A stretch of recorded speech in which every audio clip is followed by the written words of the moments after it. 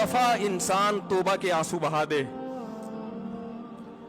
एक दफा अल्लाह से कह दे कि ए अल्लाह मुझसे जो जुर्म हुआ, अगर किसी ने जिना किया है एक दफा कह दे ए अल्लाह आइंदा नहीं करूंगा।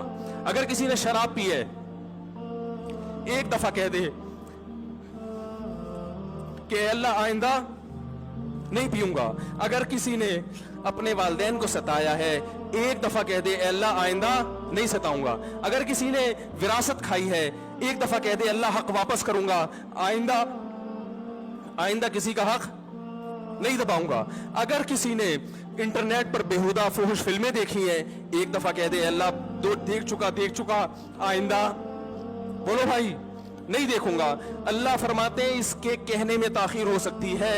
वमन यामल सूअन औ यज़लिम नफ्सहु सुम्मा यस्तगफिरिल्लाह यजिदिल्लाह गफूरर रहीमा, कि ऐसा ही बड़ा से बड़ा जुर्म कर ले उसके बाद जब अल्लाह से तौबा करेगा बशर्ते कि रूह जिस्म के अंदर मौजूद हो, अल्लाह फरमाते हैं यजिदिल्लाह गफूरर रहीमा, अल्लाह सिर्फ गुनाह को माफ नहीं करेगा बल्कि ये अल्लाह को गफूर और रहीम पाएगा। गफूर भी पाएगा, पाने का मतलब है महसूस करेगा कि अल्लाह ने इसके जुर्म को माफ कर दिया है, और रहीम भी पाएगा कि मजीद रहमतें भी कर रहा है।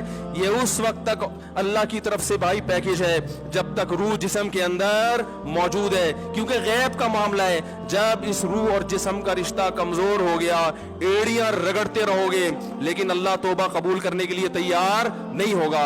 अल्लाह से दुआ है कि अल्लाह हमें उस वक्त के आने से पहले पहले सुधरने की तौफीक